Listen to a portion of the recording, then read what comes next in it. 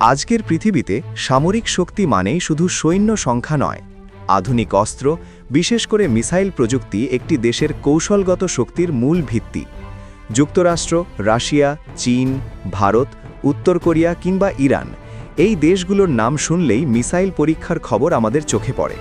কিন্তু একটি প্রশ্ন বহু মানুষের মনে আসে, বাংলাদেশ কেন নিজস্বভাবে মিসাইল বানায় না? বাংলাদেশ কি পারবে না, নাকি বানাতে চায় না, নাকি এর পেছনে আছে আরও গভীর রাজনৈতিক, অর্থনৈতিক ও কৌশলগত কারণ? এই ভিডিওতে আমরা বিস্তারিতভাবে আলোচনা করব বাংলাদেশ কেন মিসাইল বানায় না, এর পেছনের বাস্তব কারণগুলো কি, ভবিষ্যতে কি কখনো সম্ভব হতে পারে, এবং বাংলাদেশ আসলে কোন ধরনের সামরিক কৌশল অনুসরণ করছে। প্রথমেই বুঝে নেওয়া দরকার, মিসাইল বানানো শুধু একটি রকেট তৈরি করা নয়, এর সঙ্গে জড়িত উন্নত রকেট ইঞ্জিন প্রযুক্তি, জাইরোস্কোপ ও গাইডেন্স সিস্টেম, স্যাটেলাইট ন্যাভিগেশন ও রাডার প্রযুক্তি, উন্নত ধাতু ও কম্পোজিট ম্যাটেরিয়াল, বিস্ফোরক ও ওয়ারহেড প্রযুক্তি, দীর্ঘমেয়াদী পরীক্ষা ও ট্রায়াল। এই পুরো ইকোসিস্টেম তৈরি করতে লাগে দশকের পর দশক গবেষণা, হাজার হাজার বিশেষজ্ঞ এবং বিপুল অর্থ।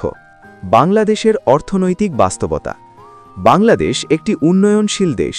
যদিও সাম্প্রতিক বছরগুলোতে অর্থনীতি অনেক এগিয়েছে, তবুও দেশের অগ্রাধিকার তালিকায় রয়েছে দারিদ্র্য হ্রাস, শিক্ষা ও স্বাস্থ্য, অবকাঠামো উন্নয়ন, বিদ্যুৎ ও জ্বালানি নিরাপত্তা, কর্মসংস্থান সৃষ্টি।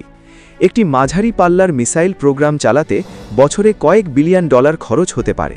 বাংলাদেশ যদি সেই পথে যায়, তাহলে উন্নয়ন খাতে বড় ধরনের চাপ পড়বে।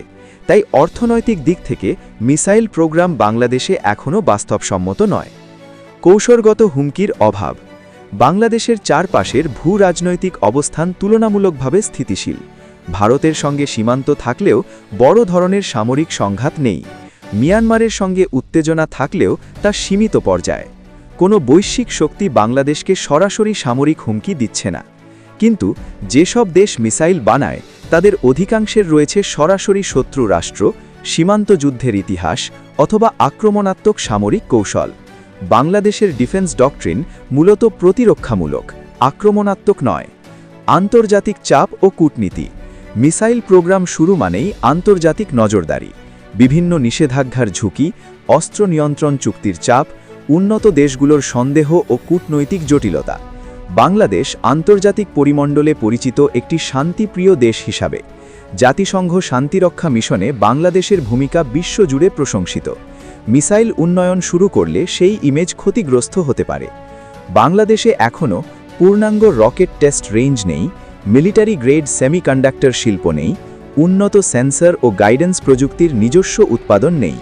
এই প্রযুক্তিগুলো আমদানি করতে গেলে অনেক দেশ সরাসরি বিক্রি করে না, কারণ এগুলো ডুয়াল ইউজ বা সামরিক সংবেদনশীল প্রযুক্তি। বাংলাদেশ কি তাহলে একেবারেই অস্ত্র বানায় না? এটা একটি বড় ভুল ধারণা।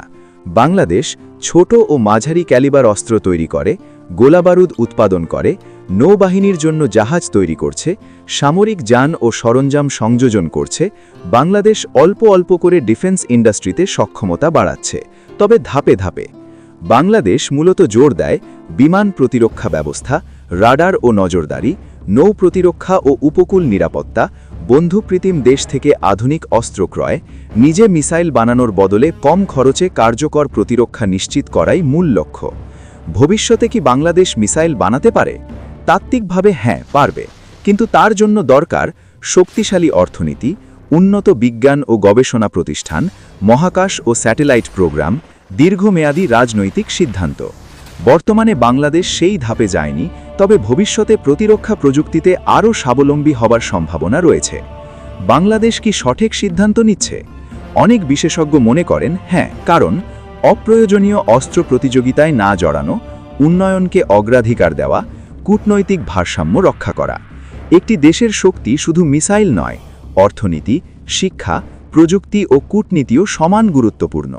বাংলাদেশ মিসাইল বানায় না কারণ এটা এখনও তার কৌশলগত প্রয়োজন নয়।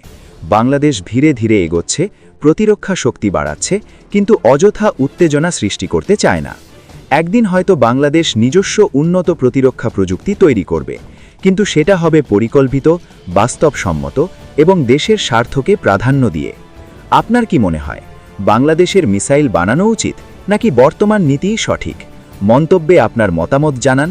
আর আমাদের ভিডিওটি ভালো লাগলে লাইক দিন ও সাবস্ক্রাইব করুন টেকনোজাল চ্যানেলকে। ধন্যবাদ।